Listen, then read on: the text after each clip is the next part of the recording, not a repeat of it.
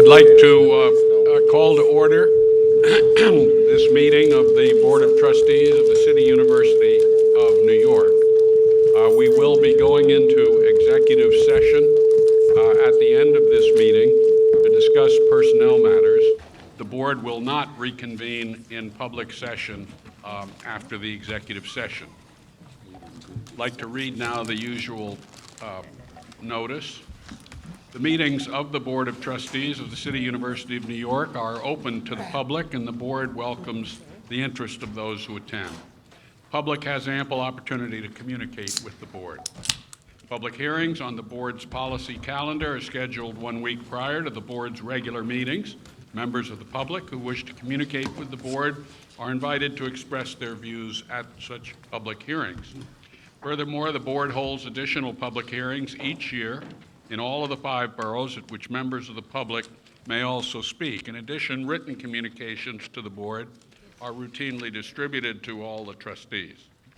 The board must carry out the functions assigned to it by law, and therefore cannot tolerate conduct by members of the public that disrupts its meetings. In the event of disruptions, including noise, which interferes with board discussion, after appropriate warning, I will ask the security staff to remove persons engaging in disruptive conduct. The university may seek disciplinary and/or criminal sanctions against persons who engage in conduct that violates the university's rules or state laws, which prohibit interference with the work of public bodies. May I now request that everyone take a moment to mute your cell phones or other handheld devices? Thank you. As usual, CUNY TV is transmitting the public sessions of this afternoon's meeting of the board live on cable channel 75. The meeting is also being webcast live at www.cuny.edu/livestream, providing service worldwide. The public sessions of the board will also be available as a podcast within 24 hours and can be accessed via the CUNY website. I would like to begin the meeting by congratulating Trustee Barry Schwartz, who was honored by the Anti-Defamation League New York region at their 2015 Human Relations Award luncheon on December 9th, 2000.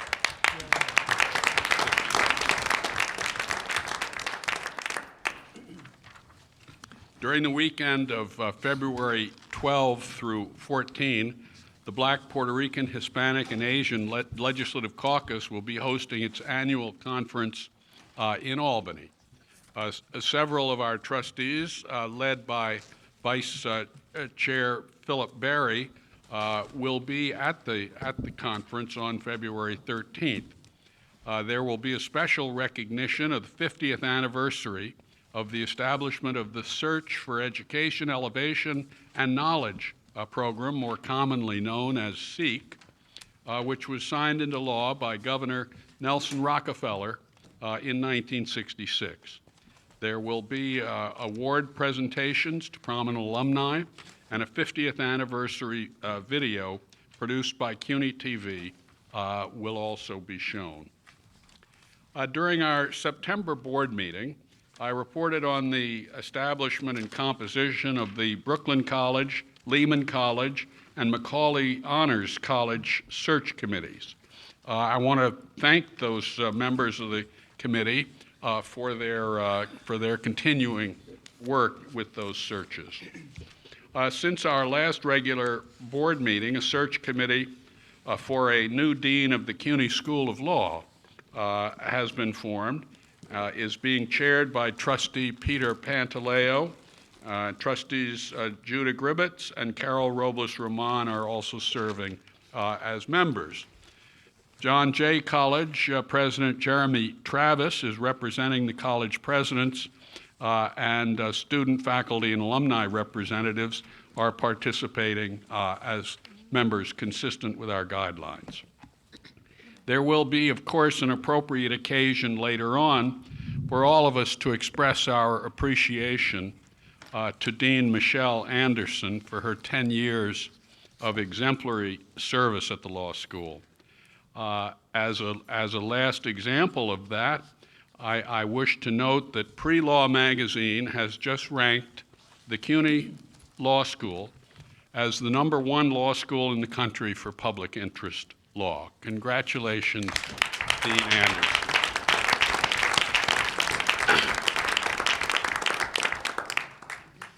On behalf of the board, I would like to extend our deepest condolences to the families of Professor Robert Sanchez Delgado, who passed away on December 13th, 2015, and Professor Ira N. Levine, who died on December 17th, 2015. We mourn the loss of these two dedicated colleagues in the chemistry department at Brooklyn College. May I now call on Trustee Valerie Beal to announce college and faculty honors. Thank you, Mr. Chair. Bronx Community College history professor Ahmed Reed was appointed as one of only 5 members of the United Nations Working Group of Experts on People of African Descent of the Human Rights Council. He will represent Latin America and the Caribbean. Congratulations. City College Associate Professor of Chemical Engineer Marco Castaldi was awarded a 3-year Fulbright Global Award for research in France and Italy, and a group of researchers led by biomedical engineer Ling Yang Shi at City College Institute of Ultra-Fast Spectroscopy and Lasers has created a golden window for deep brain imaging. Congratulations. LaGuardia Community College Associate Professor of English Naomi Stubbs received an award for faculty from the National Endowment for the Humanities for her impressive and field-changing work on the Diary of Harry Watkins, an American pre-Civil War actor and playwright. Congratulations. Mr. Chairman, that concludes my report. Thank you very much. May I now call on Trustee Carol Robles-Ramon to announce student and alumni honors. Thank you. 3 City College undergraduates earned Benjamin A. Gilman International Scholarships for spring 2016. They are Hannah McIntyre, Safi Rahimtullah, and Kudyush Karumov. Congratulations to all. A team of LaGuardia Community College students received honorable mention in the Federal Reserve Bank of New York's annual College Federal Challenge competition. The students are members of LaGuardia's Student Economics Club and were advised by Assistant Professor of Economics, Chun Shan Lai. Congratulations to all. Mr. Chairman, that concludes my report. Thank you very much. You have in your meeting books and on the table a list of the grants and gifts received by the university subsequent to the November 23rd, 2015 meeting. May I now call on Chancellor Milliken to present his report on recent activities.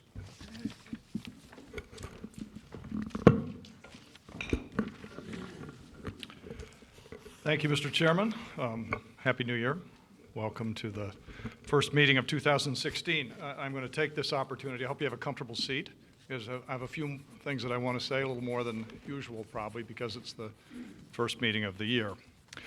When the legislature established the current structure for the governance and financing of the City University of New York, it used clear and unequivocal language to set apart CUNY's special mission. The law provides that the university will be, quote, an independent system of higher education, close quote, that must be responsive to the needs of its urban setting and operated as an integrated system, with close collaboration between the community colleges and the senior colleges. It adds that CUNY must maintain its traditional commitments to both academic excellence and equal access to students, faculty, and staff, continuing its history as a highly diverse institution. And in perhaps its most important mandate, the legislature said the City University is of vital importance as a vehicle for the upward mobility of the disadvantaged in the city of New York. As we begin this new year, we're focused on developing a new university-wide strategic plan, a new university master plan, opening new schools and programs, and finding new ways to ensure our students' success and to better serve New York. As we undertake this important work, it's useful to recall our unique mandate and our special responsibilities, not just to the future prosperity of the city and the state, but to expanding opportunities to the many underrepresented communities CUNY has always served with enthusiasm and distinction. Much depends on our success in continuing to raise our academic profile, to scale up our highly successful programs for supporting New York City students who arrive with big dreams, but often also with remedial needs, and to attract and retain the finest faculty we can. Succeeding at these tasks with the support and guidance of this board will ensure that hope among our student body, among the largest, the most diverse, and the hardest working anywhere, gets translated into prosperity and fulfillment, as it has for more than 160 years. CUNY is highly regarded around the world for its mission and the success it enjoys in fulfilling its essential work, and our faculty and students continue to earn important recognition. Within the last few weeks, CUNY's online bachelor's degree program offered by the School of Professional Studies was ranked number 11 in the country by U.S. News and World Report. It's gratifying recognition of our efforts to expand the availability and increase the quality of our online offerings. As the chairman mentioned, CUNY Law continues to be recognized nationally. A few days ago, noted as the #1 public interest program in the country, moving just ahead of Berkeley. Well, of course it's ahead of Yale. The new medical school we're opening in the fall will similarly have a distinctive mission in line with CUNY's values. Its students will in many instances come from underrepresented communities, and many of its graduates are expected to return to underserved neighborhoods to contribute to improvement in healthcare. We've also earned recognition for our efforts to ensure that our colleges are increasingly accessible to veterans and offer support tailored to their needs. I'm very pleased that the number of military-friendly campuses at CUNY has expanded from 7 last year to 17 this year. CUNY colleges are working hard to give these deserving men and women the education and skills they need to follow their service in the military with rewarding careers. We are proud to have them at CUNY. I want to take this opportunity to thank my colleagues, the presidents, who have achieved this distinction on behalf of CUNY. Thank you very much. Students clearly recognize the value of a CUNY education. We're graduating record numbers of students, giving them the capabilities and credentials they need to realize their dreams, raise families, contribute to the region's prosperity. This is a result of very purposeful attention to student success and progress, not only to student access. This focus on success, and particularly graduation, is part of a national movement, but in many ways, such as with our ASAP initiative, CUNY has been leading the way. We are keenly aware that it isn't sufficient only to be successful, but that we have to do it as efficiently as possible. We're entrusted with public funds, and we have a responsibility to be the best stewards possible. We have an impressive record of consolidating back-office operations and sharing services among all colleges, perhaps more extensively than any other university system in the nation. And while we've had success with a number of productivity initiatives, the university will pursue opportunities for further savings. Much of this has been possible because while CUNY is one of the largest university systems in the country, its natural advantage is that it's in one city. This allows us to do things no similarly large institution can do, combining functions that almost have to be done in many locations in other large systems. Among the functions almost always performed at the campus level in other systems that are performed at one administrative site, in many instances at CUNY, include admissions, financial aid, payroll, benefits, security, information technology, and construction. This extensive shared service model allows us to reduce redundancies and keep total university administrative costs down. And as we reported to the Board of Trustees in the fall, we've realized substantial savings at our central administration for the current fiscal year, with a hiring freeze and reductions of 10% in purchasing and temporary personnel budgets. We expect these actions will result in year-to-year savings in the system office of at least 6% and probably significantly more. This is work that will never be done, and we will never be satisfied. In an era of limited investment in public higher education, a more cost-effective operation allows us to reallocate resources to the classroom, and that must always be our goal. On January 13th, the governor outlined the executive budget, and before I ask Matt Sapienza, Vice Chancellor for Budget and Finance, and Judy Bergstrom, Vice Chancellor for Facilities, Planning, Construction, and Management, to walk through some of the details, I want to comment briefly on some of the positive aspects of the proposed budget. These include the Performance Funding Initiative, which the governor has made a priority and which is already making a difference at CUNY colleges. Governor's leadership with a predictable tuition policy provides an important opportunity to supplement state investment in the university. We're pleased to play a key role in the governor's plan for education in and after transition from PRISM. And we enthusiastically support his renewed efforts to pass a DREAM Act for New York, which would benefit so many CUNY students. The governor also proposed a major shift in funding from the state to the city, which would trigger a significant investment towards settling our labor contracts. It would appear there will be more discussion on this proposal, but our position remains clear. Our interest is the financial stability and adequate investment that will allow us to continue to serve over 500,000 students and the people of New York. In the city preliminary budget issued last week, there was also important support for CUNY. This included additional funding for scaling up our immensely successful ASAP program, of which the mayor has been a great champion. He also announced funding for 2 collaborative programs with the city's schools, as well as continued funding for the Civic Justice Corps program at John Jay College. We're grateful for this support. In the coming months, we will work with the state and the city on CUNY's budget and seek to conclude fair contracts with our faculty and staff. We will not lose sight of the greatest interests at stake, the education and futures of the over 500,000 students served every day by the City University of New York. This is the reason why the effort to maintain a financially strong CUNY and support a talented faculty matters so much. CUNY's success is essential to the vitality of New York and the opportunities of its people. Thank you, Mr. Chairman. That's my remarks for the first meeting of 2016. We are. We're now going to turn to Vice Chancellors Sapienza and Bergstrom to discuss in somewhat more detail the operating capital aspects of the proposed budget. Okay, we'll postpone trustee questions or comments until after we hear from Matt and Judy. Thank you, and good afternoon, everyone. As the Chancellor mentioned, Governor Cuomo released the fiscal year 2017 state executive budget on January 13th. I will describe what is contained for the university on the operating side, and then Vice Chancellor Bergstrom will go through the capital budget items. And I'm going to start with the community colleges. The executive budget recommends an overall state aid increase of $4.5 million. Although the state base aid formula remained flat, overall state support is increased by $9.2 million due to enrollment gains. This increase is somewhat offset, however, by current year legislative funding of $4.7 million that is not included in the executive proposal.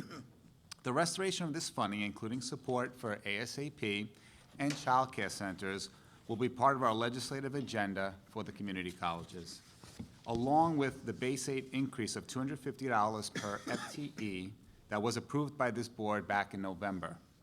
We are pleased that the governor's proposal also includes an additional $500,000 community school grant, bringing to 3 the total number of awards that would be available to our community colleges for next year. For our senior colleges, the executive proposal increases the overall appropriation by $66.4 million, which is a 2.8% increase, and is comprised of 2 main components: tuition and fringe benefits. The financial plan provides additional revenue appropriation of $51.5 million, in line with a $300 tuition increase, which I will talk about some more in just a moment, and a $16.6 million increase in funding for fringe benefits. Current year legislative funding for the Joseph S. Murphy Institute and the Graduate Pipeline Program are not included in the executive budget and slightly offset these increases. Regarding tuition, the state executive budget includes an extension of the predictable tuition policy for an additional 5 years at up to $300 per year. As you know, the board approved a request for such an extension at our November trustees meeting. The executive proposal stipulates that administrative cost savings must be implemented to mitigate the need for tuition increases, and that all annual increases must be approved by the Board of Trustees based upon inflationary indices. We are very grateful for the governor's recognition for an extension of the predictable tuition policy, as well as for the continuation of performance improvement funding of $12 million. As the Chancellor mentioned, the executive budget also proposed shifting 30% of senior college operating expenses and debt service costs to New York City to align funding with governance structure. For fiscal year 2017, this amount is $485 million. If enacted, $240 million would then be made available for the costs of retroactive salary increases related to new collective bargaining agreements. I would also like to very briefly describe the impact to CUNY of the mayor's preliminary budget for fiscal year 2017, which was issued last Thursday afternoon. The budget proposal included $3 million to cover the costs of rental space that is needed for the expansion of the ASAP program. We had included these funds in the budget request that was approved by the board back in November and are grateful that it is being covered. The mayor's plan also adds funding for 2 new collaborative programs with the Department of Education, Algebra for All and College Visits, as well as continues funding for the Civic Justice Corps program at John Jay College. I will now turn it over to Vice Chancellor Bergstrom for a report on the capital budget. Good evening. The governor's fiscal 2016-2017 state executive budget recommends $247.6 million in new appropriations. 103 of that is for critical maintenance at senior colleges. That's the same amount we got last year. 52.7 million in critical maintenance projects at the community college level to match fundings received from the city. That's higher than last year. The fourth-year appropriation of $55 million for the CUNY 2020 grant and $37 million for appropriated for operating expenses for DASNY and for the construction fund. The mayor issued his preliminary fiscal budget last week. CUNY seldom sees additional capital funding at this time of year, but this year there were some additions by the mayor.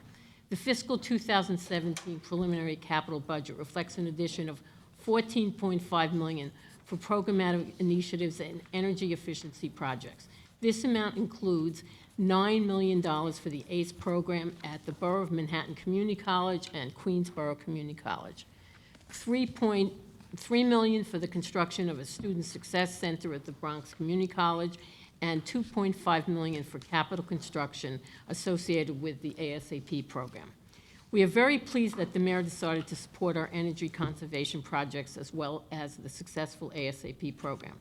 The next budget, city budget, will be issued in April and May and will be the mayor's executive budget for fiscal year 2017. During that budget, we will begin to see some funds added by the borough presidents. Thank you. Are there comments or questions by the trustees to either the chancellor or the vice chancellors on their remarks about the budget situation? All right. Well, thank you very much, all of you, for those helpful comments. We'll turn now to items that require the board to vote. I would like to move first the adoption of the Chancellor's University Report for January 25, 2016, including addenda and errata. You'll find a copy of this report on the table. May I have a second? Second. Are there questions or comments on the university report? If not, all in favor, please say aye. Aye. Any opposed? Abstentions? The university report is adopted. Next, I'd like to move the approval of the minutes of the regular board meetings and executive session of November 23rd, 2015. You'll find a copy of the draft minutes in your meeting books. May I have a second, please? Second. Are there any comments on the draft minutes? Any suggestion for revision? If not, all in favor, please say aye. Aye. Any opposed? Abstentions? The minutes are adopted.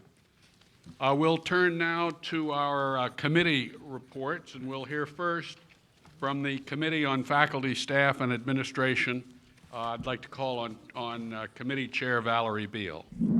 Thank you, Mr. Chair. I will now present for the board's approval the matters that the Board Committee on Faculty, Staff, and Administration considered at our meeting on January 4th.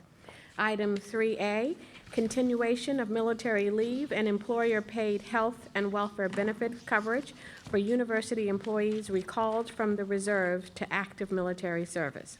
Each year since 2001, following the events of 9/11, the university has extended military leave and health and welfare benefits coverage to university employees who were recalled from the reserve to active military duty related to the war on terrorism. This resolution authorizes the continuation of leave and benefits for those employees through December 31st, 2016. Mr. Chair, I present item 3A for the board's approval. I'm happy to second that. Are there questions for the committee on 3A? If not, all in favor say aye. Aye. Any opposed? Abstentions? That is adopted. Item 3B authorizes the incorporation of the CUNY Graduate School of Public Health and Health Policy Foundation, Inc., and consents to the use of the words CUNY Graduate School of Public Health and Health Policy as part of the foundation's name. The foundation is being formed to support and advance the educational and research activities of the Graduate School of Public Health and Health Policy by raising funds. The Board Committee on Faculty, Staff, and Administration has reviewed this matter and is pleased to recommend its approval. Mr. Chair, I present item 3B for the board's consideration. I'm happy to second that. Are there questions for the committee on 3B? Not all in favor say aye. Aye. Any opposed? Abstentions? 3B is adopted. Item 3C is a naming opportunity at Hunter College. Carol and Morton Alsman have pledged $1,100,000 to the Hunter College Foundation to establish a fund for the Olson Professor of Clinical Practice within the School of Education at Hunter College, with the intent of expanding the school's development of clinical programs and spearheading research on skills and best practices of high-performing K-12 teachers. The Committee on Faculty, Staff, and Administration has reviewed this matter and is pleased to recommend its approval. And I'm happy to second that. Are there questions for the committee on this item? Not all in favor say aye. Aye. Any opposed? Abstentions? The item is adopted. Mr. Chair, as the Chancellor spoke of productivity initiatives during his speech, I'm proud to present item 3D, which is a major step towards implementing the Chancellor's initiatives. Item 3D authorizes the administrator of the CUNY Optional Retirement Program and Tax-Deferred Annuity Plan to designate TIA-CREF as a sole record keeper for each plan. This recommendation is being made by the FSA Committee's Pension Advisory Task Force, on which I serve along with Trustee Terrence Martell. Currently, each of the 9 companies that provide investment choices to the plans act as a separate record keeper for employees who choose to invest in its products. The single record arrangement with TIA-CREF, which administers more than 90% of the assets in both plans, will result in substantially reduced costs across the plans, lower fees for participants, significant simplification of operations, and fewer compliance and audit issues. The single record keeper arrangement will also facilitate the delivery of robust, targeted communications and educational services to participants, including consolidated benefit statements. We anticipate that the new single record keeper arrangement will be implemented as of September 1st, 2016. Mr. Chair, I present item 3D for the board's consideration. Happy to second that. Are there questions on this item 3D? If not, all in favor say aye. Aye. Any opposed? Abstentions? That item is adopted. Thank you. Items 3E amends Section 6.1 of the bylaws of the Board of Trustees to add 2 new titles, affiliated medical lecturer and affiliated medical teacher, to permit the appointment of non-physician qualified healthcare professionals who will be actively engaged in the training and supervision of medical students at the new CUNY School of Medicine. This action is being taken in order to meet the requirements of the Liaison Committee on Medical Education that clinical medical faculty who supervise student learning experiences at hospitals have appointment on the institution's faculty. As with other affiliated medical faculty, individuals in these titles will not receive compensation from or have employment status at CUNY. Mr. Chair, I present item 3E for the board's consideration. I'm happy to second that item. Are there questions for the committee on that item? If not, all in favor, say aye. Aye. Any opposed? Abstentions? That item carries. Mr. Chair, that concludes my report. I want to thank you for the continued work you and Professor Martell, others are doing to clean up and make efficient and simplify our whole retirement set of investment options. So I think you've done a wonderful job on that over the past year or so. Thank you, and I just want to say it is our intention that, and expectation that we're on track to have that task force completed by the end of this academic year. Good, good, good. Well, continue to do great work. We'll turn next to the Committee on Student Affairs and Special Programs. I'd like to call on Committee Chair Carol Robles-Roman.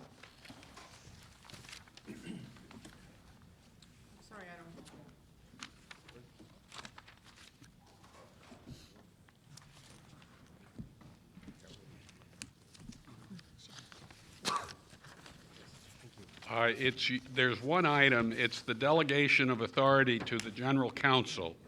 Oh, okay. I've just gotten it. Mr. Chairman, the Committee on Student Affairs and Special Programs has one item for the board's approval. The committee met on January 4th and approved calendar item 4A, approval of the City University of New York delegation of authority to the General Counsel to designate the New York State Controller as an education official of the City University of New York under FERPA. Explanation. The state controller at times conducts audits of CUNY programs in accordance with his or her authority under Article 5, Section 1 of the state constitution and Section 8 of the state finance law. In the course of these audits, the state controller and his or her agents and representatives may need to review records which constitute education records under FERPA, which prohibits an educational institution from disclosing a student's personally identifiable education record to third parties unless the student consents or a particular exception applies. One exception under FERPA is that education records may be provided to, quote, state and local educational authorities, quote, so long as they are, quote, necessary in connection with the audit and evaluation of any federally or state-supported educational program. This resolution would enable CUNY to take appropriate action that would allow the state controller to have access to records necessary to conduct its audits of CUNY programs without having to issue subpoenas, which involve another FERPA exception.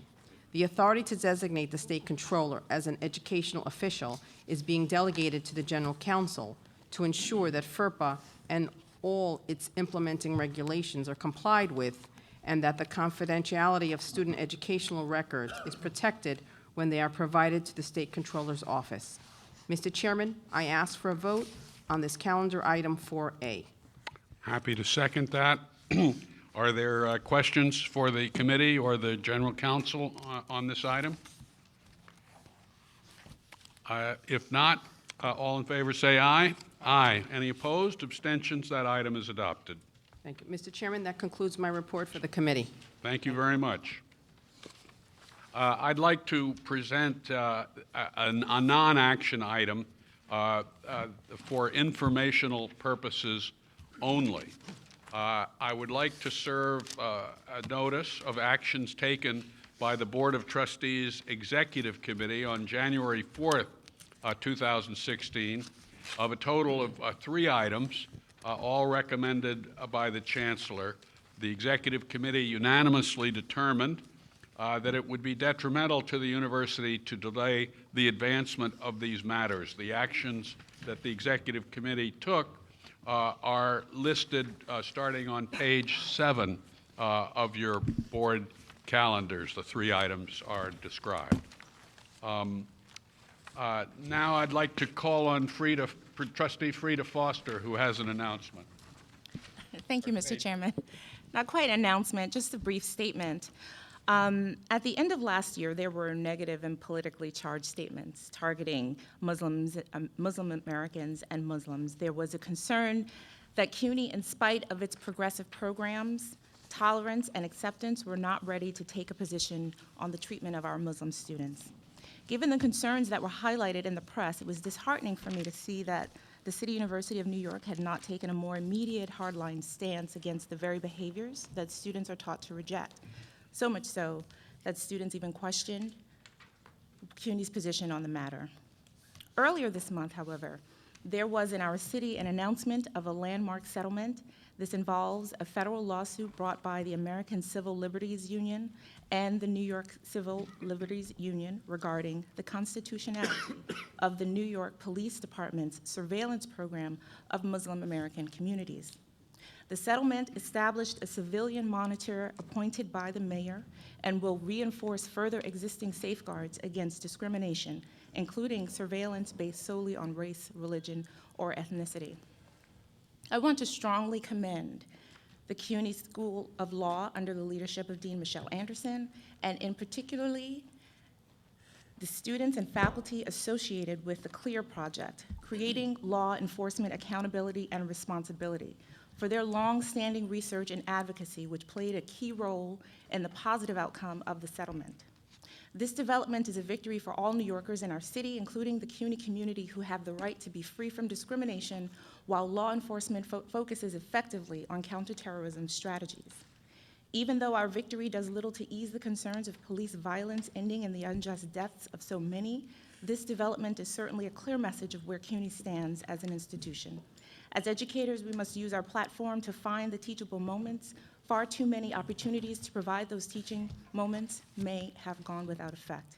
And we, as the leaders of the CUNY system, have a responsibility to stand behind our students and call out the perpetrators of such behaviors. The settlement is a win-win for all the parties, and CUNY Law's clinical program richly deserves our appreciation and recognition. Thank you. Thank you very much. That concludes the business of our public meeting, and we will adjourn to go into a brief executive session.